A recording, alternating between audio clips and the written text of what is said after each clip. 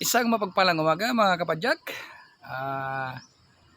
Tayo muli ay papadyak para sa pangarap. Dito lang po tayo mamamasyal sa city. So itutur ko kayo yung ilang mga lugar lang yung pupuntahan natin ngayon. At sana ay samahan nyo ako sa ating pamamasyal. So tara na.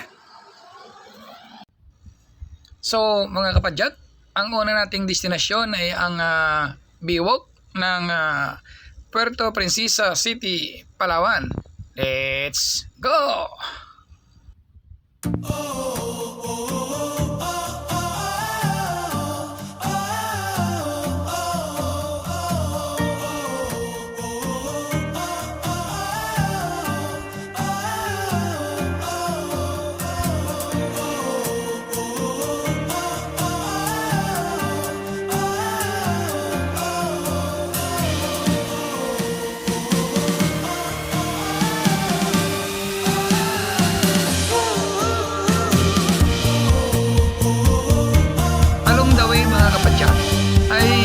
Madadaanan po natin ang SM ng Puerto Princesa City, Palawan.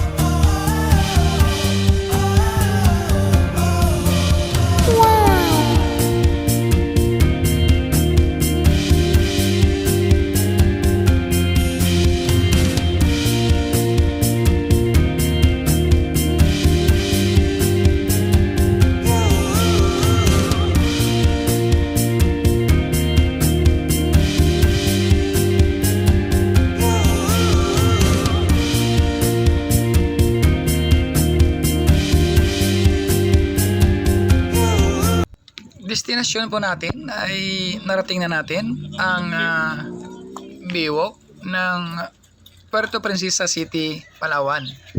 So ang Biwok ay ginawa na isa sa pasyalan ng maraming mga tao. Dumarayo dito yung mga kababayan natin na taga ibang lugar, maging ang mga foreigners ay dumadayo dito.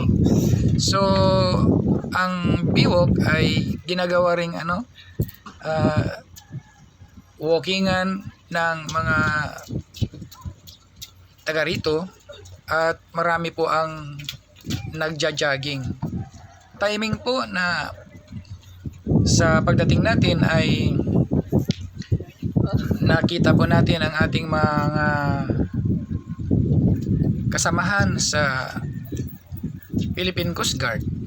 Sila po ay nagkakandak ng PFD. Ang PFD po ay physical fitness test. Dito po sinusubok ang kakayahan ng isang sundalo, yung kanilang lakas, kung kaya pa ba nilang i-maintain ang kanilang physical appearance bilang isang sundalo. So ayun, nakikita po natin sila, napakarami po nila.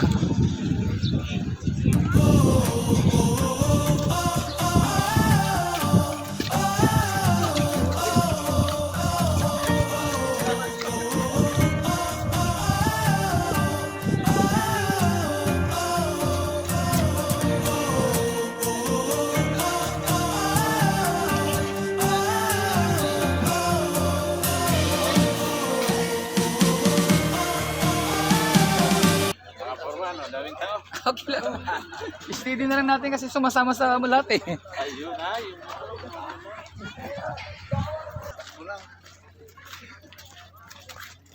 Ay, ganda ng ano ni Sir. Sumasama kasi pag sa ibang Hi! From Santa Rosa City, Laguna.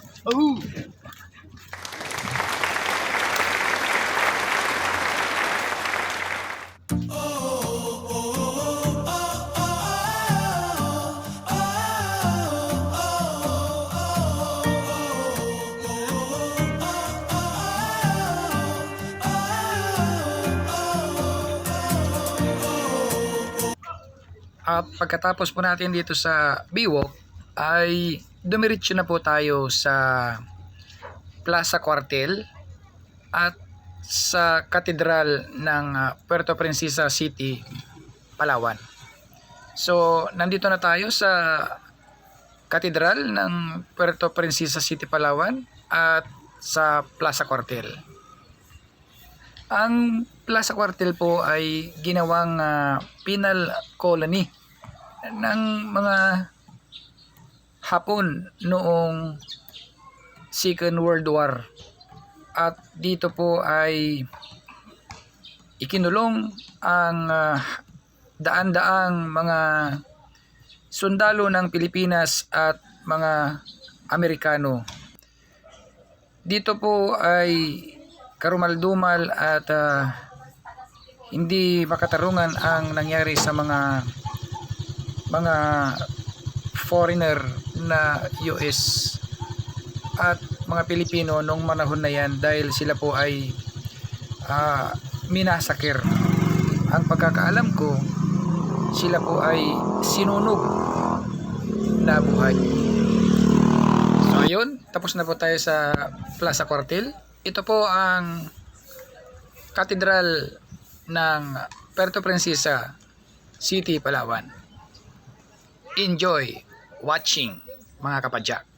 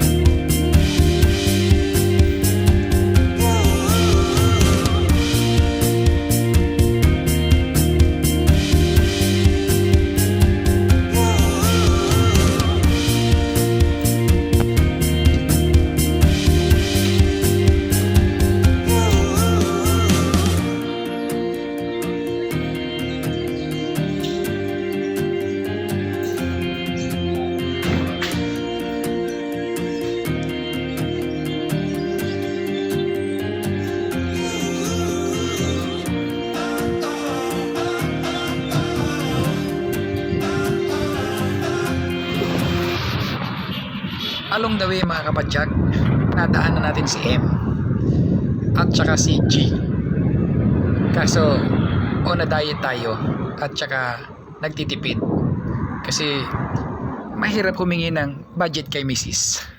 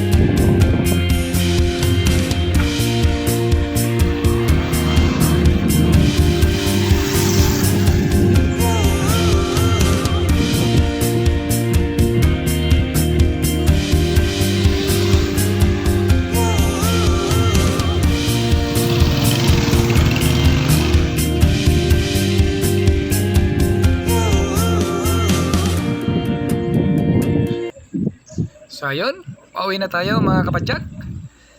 Pa-likes naman, pa-comment, kung pwede subscribe and share para naman all is happy. So hanggang sa muli na adventure natin. Salamat. Enjoy watching. Shout out sa lahat ng mga espero. Lagi akong nanonood ng spear fishing. Shout out nyo rin ako. Kapadjak Channel.